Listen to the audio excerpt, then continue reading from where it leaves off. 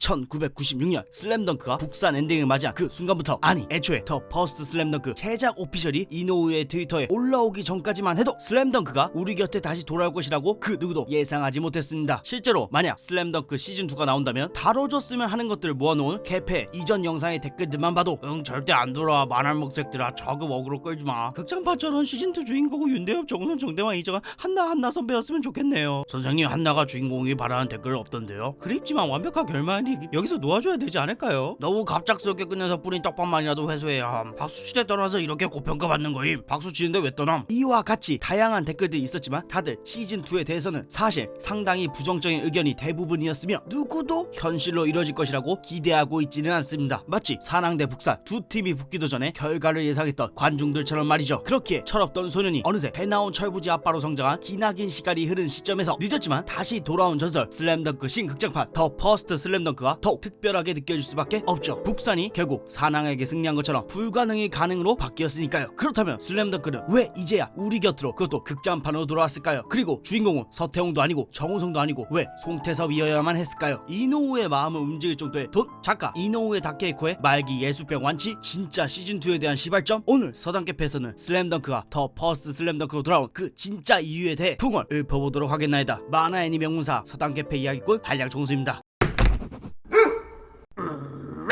박수 칠 때 떠난 슬램덩크 결말의 진실. 최소연의 농구 좋아하세요 한마디에 반해 동네 양아치에서 바스켓맨이 되는 빨간머리 강백호의 성장기를 그린 이노우의 다케이코의 농구 만화 슬램덩크. 연재 기간은 고작 6년, 오마에 단행 본수는 딱 31권, 마사카 판매 부수는 무려 1억 7천만 부.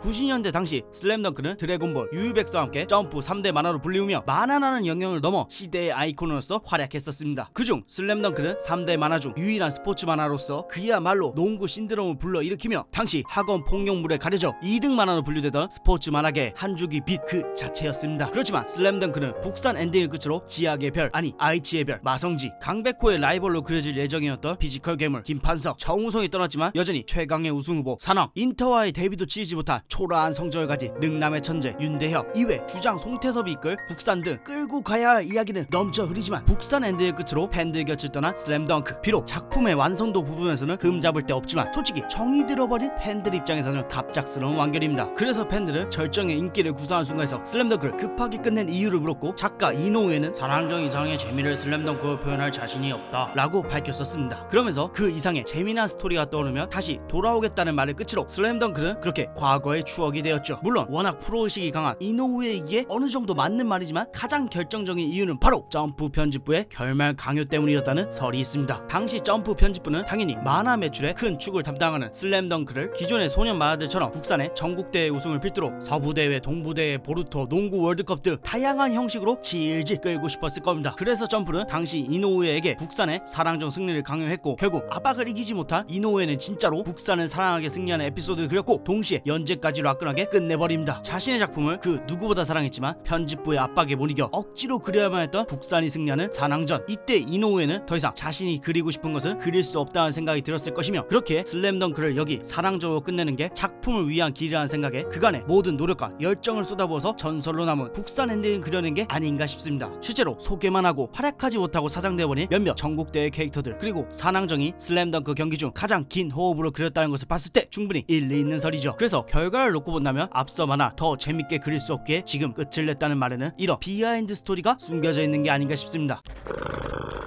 슬램덩크는 왜 이제야 돌아왔을까? 리얼과 베가본드 두 작품의 사실상 무기한 휴재로 인해 예술병 말기냐 착착해라 라는 비판과 조롱 따위 개의치 않고 꾸준히 순수 예술 그림이나 그리면서 유유자적 그리고 싶은 것만 그리고 살던 이노우에, 그런 이노우에가 기존의 작품 재현제도 아니고 그렇다고 슬램덩크 시즌2도 아니라 신극장판으로 돌아온 이유는 무엇일까요? 사실 이노우의 정식 인터뷰가 공개되기 전까지만 해도 팬들은 슬램덩크 모바일 게임 덕분이라고만 생각했습니다. 무슨 말인고 하면 일본의 게임회사 대나는 2020년에 슬램덩크 IP를 기반으로 슬램덩크 모바일 게임을 선보입니다. 근데 중요한 건 이 저작권을 토에이 애니메이션에서 샀다는 것이죠. 그래서 해당 게임에서는 기존의 TV 애니메이션판에 출연한 캐릭터만을 쓸 수 있었습니다. 다시 말해 애니화 되지 않은 정우성이나 그 외 여러 전국 레벨 선수들은 저작권이 없어서 만들 수 없었다는 것이죠. 그런데 이 게임은 그야말로 대박이 났고 특히나 중국 쪽에서 역대급 매출을 기록했다고 합니다. 그래서 결국 게임 속 새 캐릭터 업데이트를 위해, 즉 세계관 확장을 위해 더 높은 매출을 기록하기 위해 대나는 극장판에 막대한 투자 투자를 하기로 했고, 그 덕분에 팬들이 그토록 고대하던 움직이는 사람 캐릭터들이 만들어졌다는 것이 거의 학계의 정서로 받아들여지고 있었습니다. 그래서 이 소식이 공개되었을 때 대다수의 사람들은 이노우에 센세 그렇게 고상한 척 하더니만 야빨이 예술병 걸려가지고 전시에 몇 번 말아먹더니만 돈이 궁했구만 대머리새 라는 의견이 지배적이었습니다. 그렇지만 아마 이노우에는 슬램덩크 극장판으로 돈을 더 벌 수 있다는 말이 아니라 돈을 확실히 쓸 수 있다는 말에 움직였을 겁니다. 참 무슨 말인고 하면 작가들 중에서도 이노우에는 특히나 자신의 작품에 대한 애정과 프라이드가 병적으로 강한 편입니다. 실제로 아까 말씀드렸던 점프 편집부가 국산 엔딩을 강요하며 작품 개연성을 건드리자 점프에게 이거 이후로 점프에서 연재 안함을 시전했던 역대급 일화. 과거 슬램덩크 애니메이션과 극장판을 만들 때 자신의 기준을 만족시킬 만한 실력의 감독이 아니면 제작을 허락해주지 않은 정가가 있습니다. 또한 인기리에 연재되던 리얼, 베가본드 등의 작품이 자꾸 토가시 하는 것도 처음에는 건강상의 이유가 아니냐라는 설이 돌았지만 가장 큰 이유는 역시 이노우에 자신이 만족할 만한 그림이 그려지지 않아서 라는 것이 가장 신빙성 있는 추측입니다. 그야말로 사춘기 중학생 2학년보다 까다로운 이노우에이기 때문에 돈마으로 슬램덩크 극장판을 허락하지는 않았을 겁니다. 그래서 아마 이번에 베나에서는 작품 제작에 돈을 아끼지 않아도 될 만큼의 액수를 투자하기로 했고, 이노우에는 자신이 원하는 방향으로 작품을 만들 수 있다는 것과 일생의 걸작인 슬램덩크를 다시금 자신이 만족할 만한 수준으로 완성시킬 수 있다는 확신이 들었기에 극장판 제작을 허락함과 동시에 자신이 직접 제작에 뛰어든 게 아닐까 하는 것이 저희 서당캐페의 내피셜입니다. 실제로 이번 개봉 관련된 이노우의 인터뷰에 따르면 사실 이미 2000년대 초반에 진작 제안을 받아왔고, 그리고 10여 년이 지나 2014년에 수락한 이유는 이제야 영상의 수준이 드디어 만족할 만한 수준에 올라왔기 때문이라고 답했습니다. 그가 직접 자신이 납득해야지 관객도 즐거울 것이라고 밝힌 만큼 아마 자신의 기준을 납득시킬 만한 돈과 환경이 갖춰졌기 때문에 슬램덩크가 지금에야 돌아온 것이 아닐까 합니다. 그런데 사실 이런 지실이 무엇이 중요합니까? 중요한 것은 슬램덩크가 다시 영겁의 시간을 거슬러 우리에게 돌아왔다는 사실 아니겠습니까? 언젠가 져버리는 벚꽃이 시간 지나 다시 꽃 피우는 것처럼요. 선생님, 그러면 결국 지금까지 한 얘기가 전부 쓸모없는 얘기라는 건데요? 왜 지금까지 장황하게 뭐 대단한 거 혼자 아는 거 마냥 짓거리신 건가요? 컷 이런 멘트는 쪼다니 알아서 잘라요 좀. 어?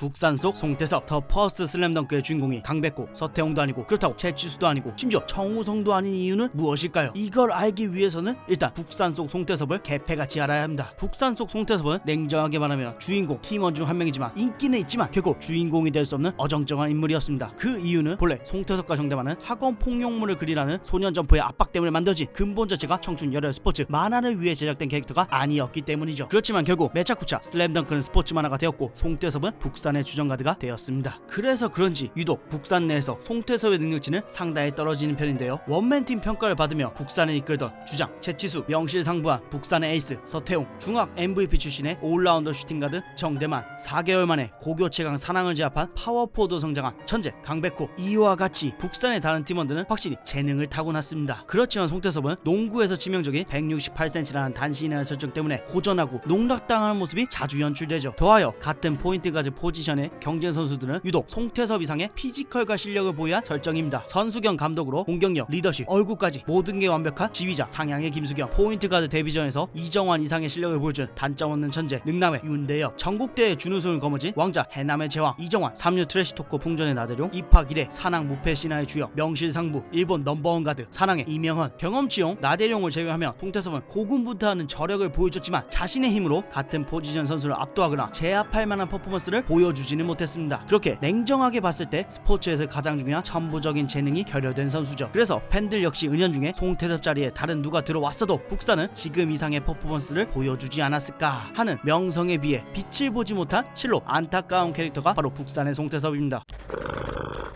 더 퍼스트 슬램덩크 속 송태섭. 그렇지만 신극장판 더 퍼스트 슬램덩크의 주인공은 바로 그 송태섭이 되었죠. 이노우에는 왜 주인공을 송태섭으로 정했냐 하는 물음에 원작과 똑같이 만들기 싫었다, 새로운 관점을 주고 싶었다, 3학년과 1학년 사이에 있는 것이 송태섭이라서 설정했다 라고 답했는데요. 더하여 원작에 없는 가족 이야기는 현재 나이가 들면서 그리고 싶은 범위가 넓어져서 추가했다고 합니다. 하지만 단순히 2학년이라는 이유로 송태섭을 선정했을 리는 사실 없습니다. 충분히 더 인기 있고 더 감동적으로 설정할 만한 캐릭터들은 차고 넘치니까요. 그렇게 그의 인터뷰를 통해 추측해보면 송태섭 주인공 선정 이유는 아마 송태섭에게 보다 강한 애착을 느꼈기 때문이 아닐까 싶습니다. 이노우에는 자신의 캐릭터에게 과하게 집착하고 몰입하는 경향이 있으며 또한 고교 농구부 가드 출신입니다. 그래서 나이가 먹어서 다시 송태섭을 봤을 때 더 감정이 몰입된 게 아닐까 싶습니다. 원치 않게 원작에서 붕 떠버린 송태섭을 보며 어릴 적 농구를 하던 자신의 모습을 떠올리며 그가 다시 날아오르길 바라는 마음에서 선정한 것일지도 모르죠.